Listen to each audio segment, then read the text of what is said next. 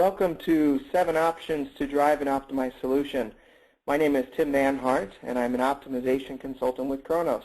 I'm here to share with you various options to help you better utilize the solutions that you already own.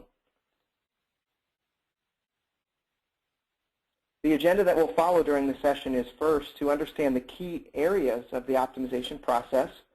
Second, to identify the process or configuration changes to achieve an optimized Kronos solution. We'll go through 7 examples there. And finally, all along the way, I'll be sharing with you tips and tricks to drive maximum user adoption and key stakeholder acceptance. As I've had the opportunity to work with Kronos in this role of optimization consultant for the past 4 years, we've had the chance to work with several hundred customers. And through these formalized assessments, we've been able to identify key areas of the optimization process.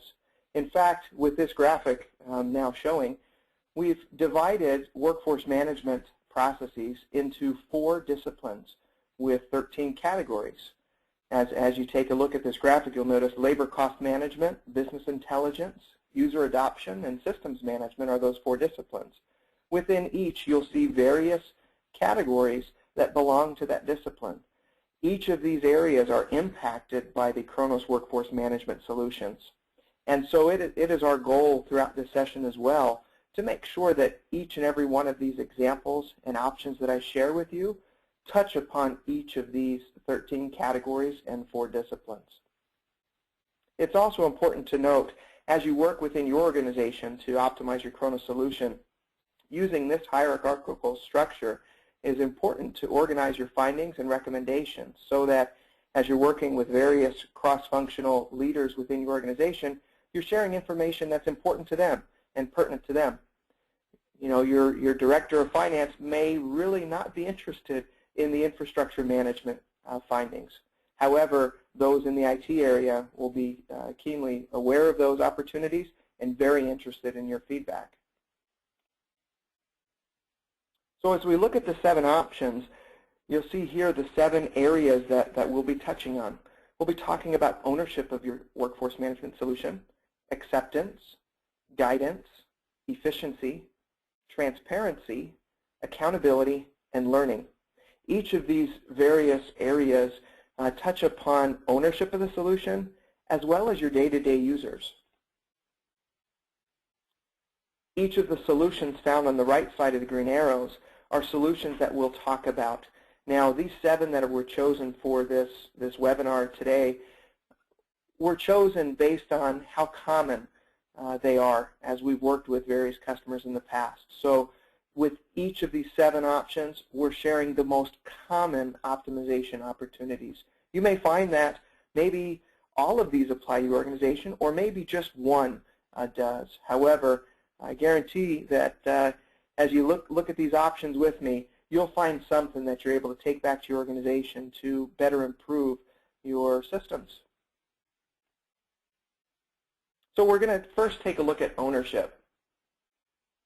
As we talk about ownership in a workforce management solution, it's imperative to have clear role definition and to make sure that your supporting business processes are defined based on roles. It's one thing to design a system for department directors or managers, and another to design a system solely to support the payroll process. It's important that each of these roles and other roles that are found in a workforce management solution are clearly defined and that your associated processes match those roles. So in order to optimize in this area, you'll want to first make sure you have those roles defined and the associated processes. Secondly, to configure role-based profiles. Here we're talking about function access profiles, pay code profiles, work rule profiles, all of the sorts of profile-based building blocks within the system. Make sure that they are clearly identifiable as to which role they belong to. What this will allow you to do is, as you move towards a fully automated and integrated solution, your employee demographic interface can then handle automated assignments based on these clearly defined and configured role-based criteria. Additionally, we found that many organizations do not leverage the delegation of authority functionality to simplify the backup resource process. Do you rely on a peer to approve your time cards when you're on vacation in Hawaii? Or do you not really have a clear defined process and you call help desk the day before you leave? So the delegation of authority feature functionality allows you to configure and then manage the system based on those clearly defined backups. So at this junction, I'm going to share with you the steps to configure the classic view of the delegation of authority. So the first step in configuring delegation of authority is to create the role profile. You'll see a screenshot here identified. This functionality is available in version 5.2 of Timekeeper going forward. And then you assign the function access profile and the appropriate display profile for the delegate use. And when I use the term delegate, I mean the person who will be performing as backup. The delegator, he being who is going to Hawaii or on vacation. So this role profile is assigned. After you've created the role profile, you need to create what is called the delegate profile. What this allows you to do is to select from available delegates within the system. A delegate is defined as a user of Workforce Central who has a Workforce Manager license assigned. So a delegate is not an employee who's just a time clock employee. They must already have a manager license assigned. And then within this delegate profile, you select who are appropriate and available delegates for use within the workflow. Additionally, in the people record of the delegator, there is a delegate profile assigned. This tells the delegator and the system that who the delegator can delegate to, as well as any delegates having this assigned will allow them to delegate their access back to the original manager. Now, walking through the workflow, the delegator initiates the delegation. So they trigger the workflow. They're starting a new delegation. They select the delegate for whom they would like to have their access for the period of time. They identify the period of time for which they are delegating their authority. This is at the discretion of the delegator. Now, you could use this time frame and you could select a date that's far into the future if this is a permanent delegate type situation, or if it's just an intermittent delegate, you then just select the appropriate time period for which the person will be absent. The delegator then selects from the predefined role that the delegate should have. If you recalled a couple slides ago, this is based on the role profile. So this delegator has the ability to delegate the department manager access, in this case to Christy Fryman. After this workflow is initiated by the delegator, the delegate then has the opportunity to either accept or decline the delegation. In this case, Christy's feeling friendly today and says, Freddie, sure thing, have a great vacation. And she's able to accept the delegation by clicking the radio button and then selecting Save and Close. The delegation is now complete. So what does this look like? So in the classic view, which I'm showing you here today, we're looking at when I log in as the delegate, I now see a switch role option that appears in my menu bar. I can select that option and switch roles between myself and, in this case, Freddie Clark. Now when I'm in the role of Freddie Clark, I see Freddie Clark's employees. I have access based on the role profile that was configured, and I'm able to fill in for Freddie while he's on vacation. Now, also note, the audit trail recognizes that I, Christy Fryman, are performing the edits on behalf of Freddie, and it is recorded as such. So your audit trail is kept fully intact. So now, in terms of ownership, we have clearly defined roles. We have the ability to delegate access for intermittent or long-term periods of time. Now ownership can be cleaned up and clearly identified. Those who are workforce managers can have clear ownership of their appropriate tasks. and also ownership of delegating their access while they're on vacation. The second option to drive an optimized solution has to do with acceptance. So as we talk about acceptance, we need to validate that information recorded in a time card and or in a schedule is accurate. We're talking about acceptance from a manager as well as an employee. So in this case, we recognize that in an optimized solution, both the employees and the managers need to be engaged in the process. After all, it's their time cards. Payroll doesn't own the time cards. HR doesn't own the time cards. Finance doesn't own the time cards. The employee owns his or her time card. The manager is responsible for being engaged and making sure that the time card is accurate and complete. So when we're talking about driving a higher level of acceptance, we're talking about the use of approvals, both employee and manager approvals, as well as an optional piece that adds on to the system called attestation or time card confirmation, which adds extended functionality, which I'll be prepared to show you here. So first thing, if we're talking about employee approvals, an employee through self-service or through the data collection terminals has the ability to review their time card and to select the approve option. This approve option works for whatever range of dates is in view, either at the data collection terminal or at the time card. Additionally, the functionality is nearly identical for a manager. So they're able to review and approve an individual time card, or in some cases, depending on your choice and the function access profile, they're able to approve multiple time cards in one step. So if you're not using employee approvals or you're not using manager approvals today, you're missing out on an opportunity to have business processes that engage the employee and the manager alike.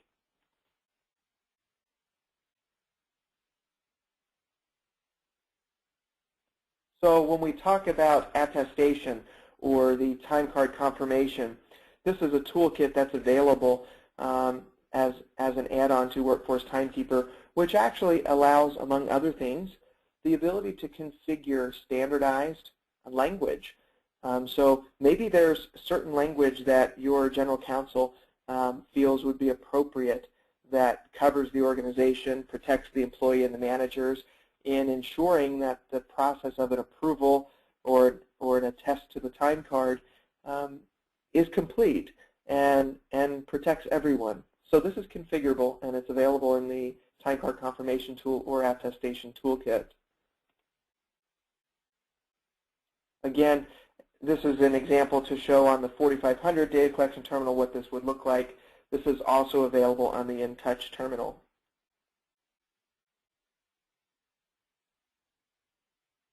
Additionally, within this time card confirmation and attestation toolkit is the ability to view approvals as well as rejection of time card entries. And this time is recorded and available for view. So therefore, you have a record inside your audit trail in the system if there was a rejection, if the employee identified that the time card is not accurate or is incomplete. Ultimately, having this employee and manager engagement will reduce the number of manual edits that you need to complete post-payroll, as well as shrink the payroll processing time, as this will encourage managers and employees alike to keep up with the time card on a regular basis. So now that we have more clearly defined roles, we have the ability to delegate authority. We're engaging the employee and the manager in the time card review, approval, and test process. Now we need to make it even easier to use. So we're going to talk about guidance. An optimized workforce management solution guides managers and employees alike to completing the work that needs done. This shouldn't be like finding a needle in a haystack or having to dot every I and cross every T to make sure every bit and byte of a time card is correct. A good workforce management solution and system is smart enough to prompt users, both employees and managers, to manage by exception. So I'm going to share with you here some of the common options for optimizing to drive the system to really provide guidance. So in this case, if you think about your organization, so if you do have clearly defined processes, great. How do you know if users are following the process? Have you made it easy for them to follow the process? Do they know the steps? So within Workforce Central, you're able to guide them through the steps of your business processes. So one thing that I like to term, and this is clearly my term, nested genies. There's no such thing as a nested genie. It's just what makes sense to me to call it. You'll see in the graphic here above in this classic view, you'll see something here identified as manage time exceptions, and then you'll see steps 1 through 5 below it.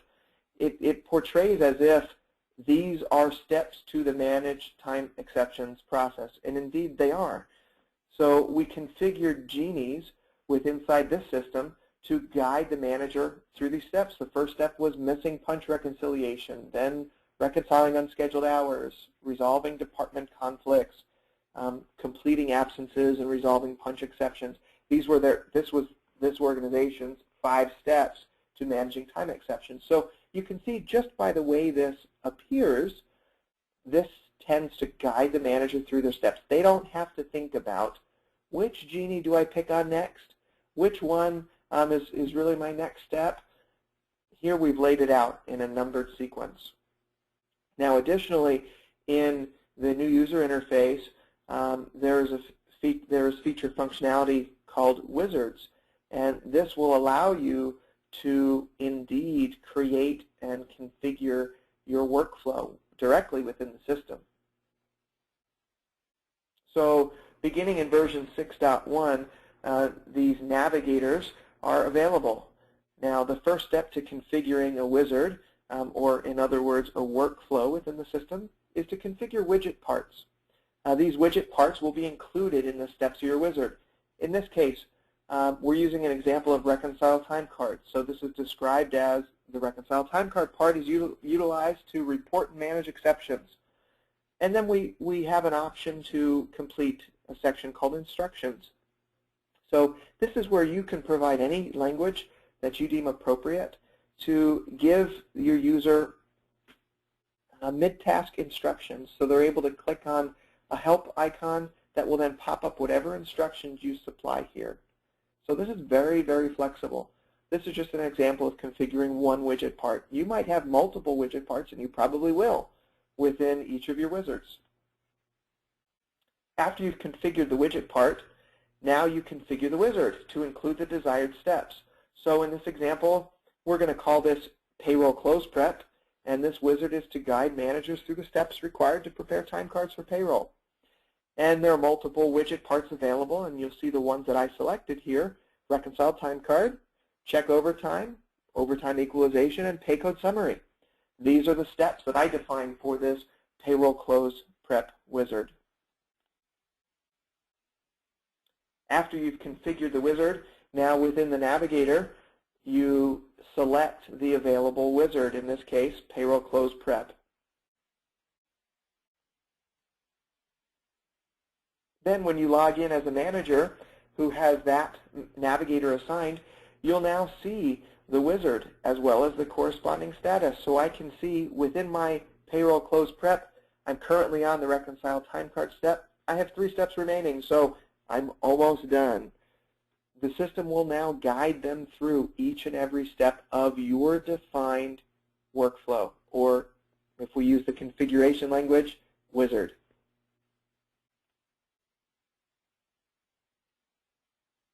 And we can see here, as this example, when we open up the payroll close prep wizard, I see chevrons at the top of the page, and I'm able to now navigate from one to the other. If you recall, just a few slides ago, I told you about the instructions option and the help button. So we see this question mark appears on this reconcile time card chevron or step in your wizard, and now here are the instructions that I supplied in that configuration. So now it's available in view, in the workflow, on the same page. The manager now is easily able to distinguish what their steps are and what they should do. So We've increased ownership. We've enabled acceptance. We've now talked about guidance.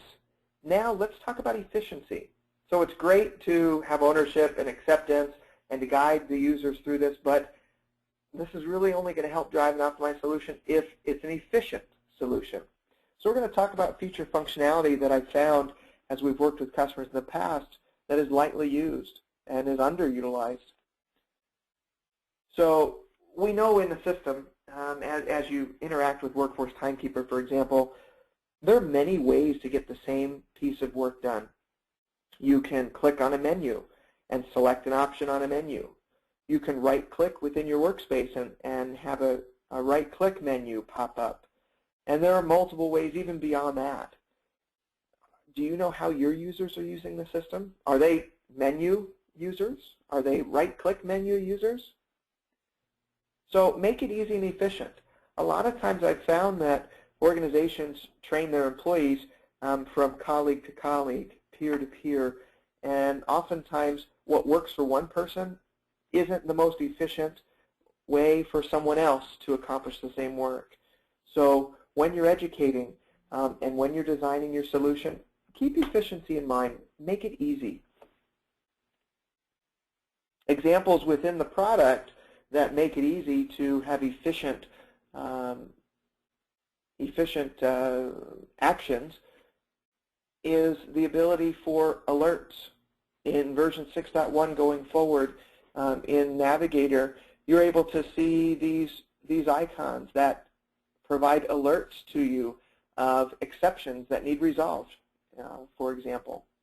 Additionally, you're able to complete multiple edits on the same screen. How many of you using Classic View are tired of having to load 10 time cards, click from one time card to another to fill in 10 missing punches? Wouldn't it be great if you could just do it on one page? In the Navigator, you can. So here we're seeing this exceptions window, and we see 1, 2, 3, 4 people, and we're able to complete these edits all on one screen. We no longer have to load all the time cards individually. We can load just the segments that have exceptions. And then we can complete the edits and move on.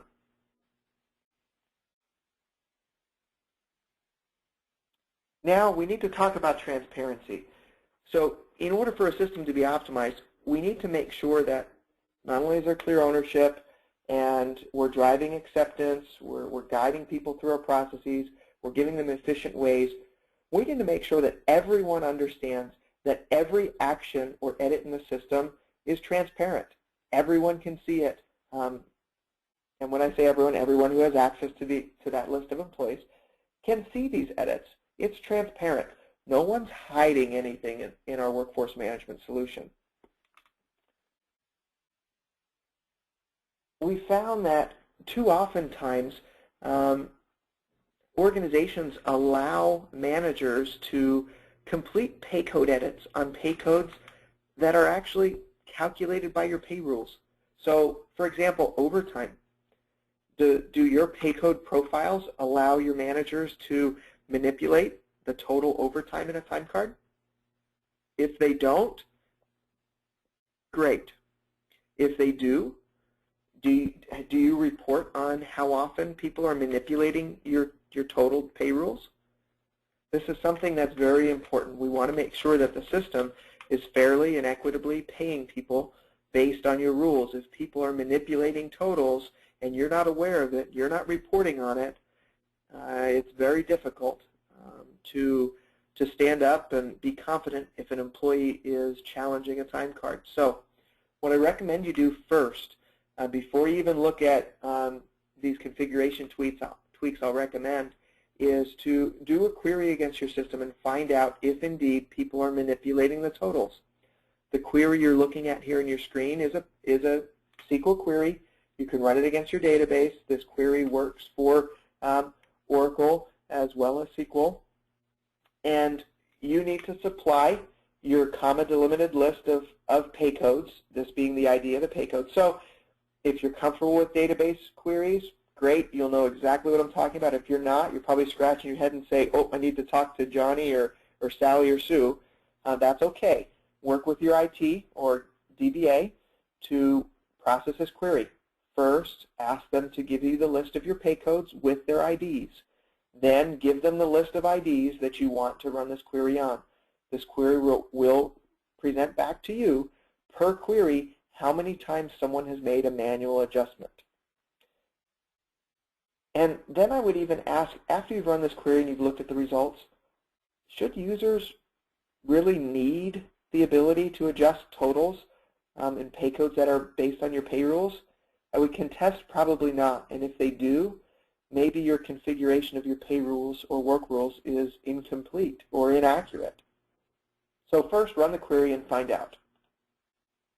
If you find out that users are indeed manipulating pay code totals, and they should not be, or at least you need to be able to report on it and have it clearly visible to everyone that an adjustment was made, I recommend the following configuration.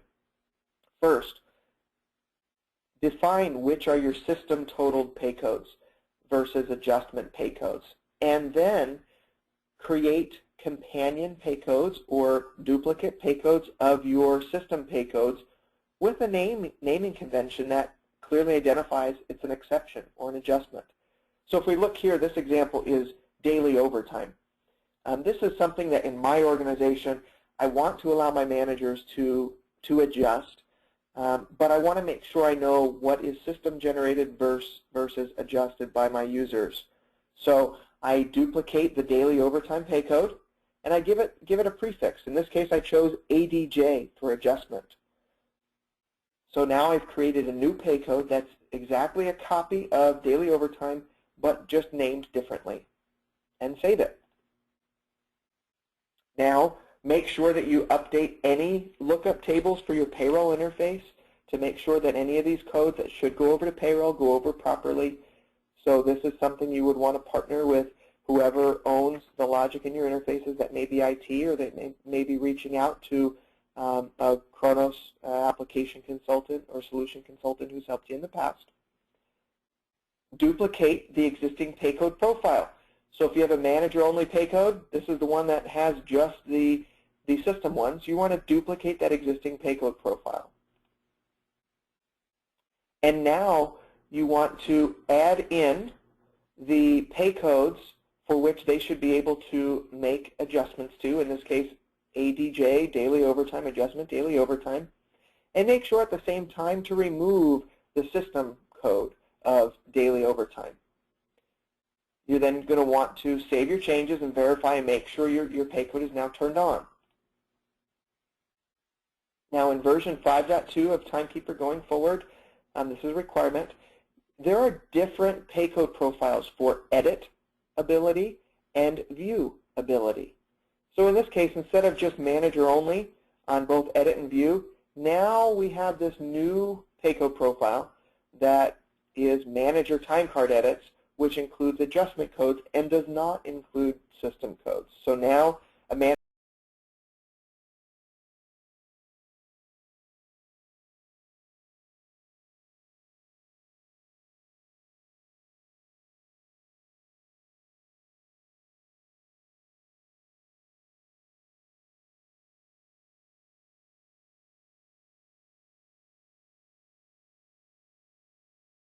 and not directly manipulate the system totaled codes.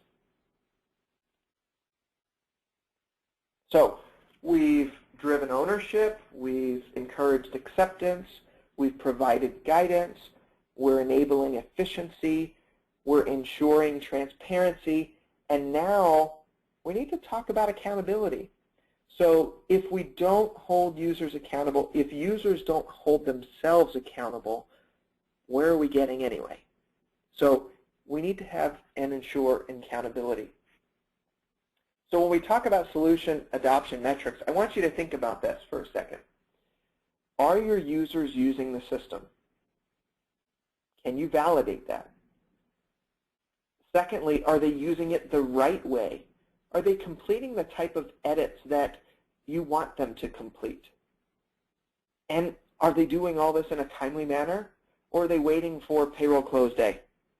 Now you may chuckle, typically managers wait till payroll close day, but I would contend that it would take them significantly less time if they use the system by managing by exception, correcting exceptions first, and if they did it on a regular basis. So there are feature functions available in Workforce Analytics. If you own Workforce Analytics, great. There's feature functions available within that tool and within that product in order to enable solution adoption metrics. You're able to look at how people are using the system, what your pay totals are in various areas, departments, users, etc. If you don't have Workforce Analytics, you still can get at your data that's in your system. So your Kronos database is an open database. Now, for those in IT, you may have chuckled when I said open database. It is open. It is, however, a highly normalized database. So you do need to make sure that you're combining the appropriate tables in your queries to get to the data you want. Now that your database is open, there are standard reports in Kronos that are going to help you with a lot of this. What I'm going to show you now are some custom queries that I have used as I've been faced with real customer challenges that were not standard reports, but were in addition to. However, I do have to tell you, I use the standard reports quite a bit. So we want to leverage certain queries, and we want to create charts. We want to be able to spot trends or movement up or down in an area. So just a keynote, before I even show you the first query, don't forget to date bound your queries, especially if you've been using the system for a number of years. Some of these queries are fairly intense. They read multiple tables. So make sure you're date bounding your queries, and you'll probably want to run these queries. Ideally, if you have a test system, make sure it's refreshed with the latest and greatest copy from production, and run these queries there. If you don't have a test system or don't have access to be able to implement the test system either through the cloud, through Kronos Cloud, or in your infrastructure, at least run these queries in read-only mode off payroll cycle. So an example, the first example I'm going to share with you here is the concept of punches manually added. Now, when I say a punch, I mean an in and out time. I'm not talking about vacation. I'm not talking about PTO, just in and out times. So in this case, what I'm displaying here is a query that does just that. It shows you per month how many individual in and out times are added to the system manually. This query is right here. This query is good for SQL as well as Oracle version 5.1 and up. You'll see in this example, all I did was pull this data out. I plugged it into Excel and created a line graph. That's it, just to give me a nice display. So if I could see if there's any trends or any abnormalities. In this case, if I look at this, first of all, some 6,000 punches a month being added manually, that's a problem. I probably need to investigate further where these punches are coming from, because maybe I have an issue with a time clock that's not working, or maybe people are manipulating the system and neglecting to punch in when they're late. Maybe they, oops, forgot to punch. Either way, I've got an issue probably here, and especially in August. What's going on? We doubled our missing punches, or our punches added manually, from July to August. Was everyone late getting back from the pool, or what? I probably need to dig deeper. So here's a query for you to investigate how often punches are manually being added to the system. And if you're thinking, well, maybe that's really not important to me, think about this. Let's just assume in this example that you round your punches to the nearest quarter hour. Every single one of these punches could be costing your organization a quarter hour of pay. Maybe it's not, but it could be, and most probably is, at least a quarter hour pay, and sometimes even more. So it's definitely worth looking at minimizing these manual entries, let alone the productivity inhibitor that it is to have managers consistently adding punches manually to the system. Another example here is punches with manually amended times. What we're talking about here is a punch or an in and out time existed in the time card, and a manager changed the time. This should be 0. We shouldn't have managers changing punch times. If you have a business process and you think it's necessary to change punch times, I invite you to investigate that further. That's a risk that you probably don't want to take. There's probably a better way to deal with that business process. So this should be near zero. And in this case, in this example, there's some couple thousand. But here's the query, use it. Pull the data out, throw it in Excel, create a line graph, or if you want to, create a crystal report or a custom report, go for it. Here's the query that I use. I'm happy to share it with you. Another example, punches added to a future date. So what this means, again, a punch is an in and an out time, not a pay code like vacation or PTO. This means somebody actually went into a time card, a manager went into a time card, added a punch for an employee for a time that didn't even happen yet. So if today were Monday, this would be me putting in my punches for Friday. That should not happen. And if you have a business process that says this should happen, I invite you to challenge that business practice, especially if we're talking about non-exempt employees. Until that shift is worked, we don't know when that person's coming in and when they're leaving, so we should never put a punch into the future for them. Here's a query to pull that data. Another example, percent edited, including comment manipulation of, excluding comment manipulation of total punches. So this is looking at your total punches recording in the system and then doing a ratio. So once you've pulled out this raw data, you can do all sorts of things with it. You can do this in Excel. You can do this using custom reports. You name it. The data's there. Other solution adoption metrics, I didn't want to bore you to death with 18 million queries. Here are examples of ones that I found effective as I've worked with customers. Looking at pay code moves. Did you know that pay code move functionality prior to version 6.3 of Workforce Central is inherent in the ability to do a pay code edit where people can actually move totals. In 6.3 going forward, you're able to control that in the function access profile separately. So you may want to take a look at pay code moves because often someone could put a move in incorrectly and result in a negative total for a code, which could cause a problem in your payroll interface. So take a look at that. Other options you're looking at here, pay code edits to system codes versus adjustment codes. We talked about that in terms of transparency. Query, report on it. Hold yourself to a high standard. Negative pay code edits, manager approvals, employee approvals, measure that people are accepting and adopting the solution. Historical edits, measure how often you're having to correct something that wasn't correct after payroll was done. This should be near zero. If it's not, you may use that to trigger evaluating other processes. Exceptions per shift with ratio and duration. Ins, outs, lates, earlies, do they happen frequently? When they do happen, how long is that exception time? This can all be indicators towards payroll inflation, which you want to avoid at all costs. So remember, these are just some examples.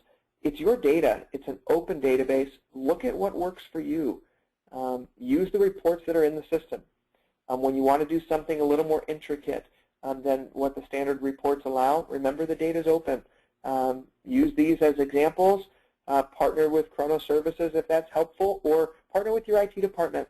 A good DBA is going to be able to put these things together and be able to give you the measures that you want. So now we've talked about accountability as well. All of this gets wrapped up in a pretty bow when we talk about learning, and we talk about making sure that you have user-accessible learning tools. Too often we've found that as we've worked with customers who have struggled or who are struggling, they cut the corner on training. They cut the corner on educating their users on their processes and the system. Don't do that. And additionally, make sure that you have user-accessible learning tools. Do you have on-demand job aids available?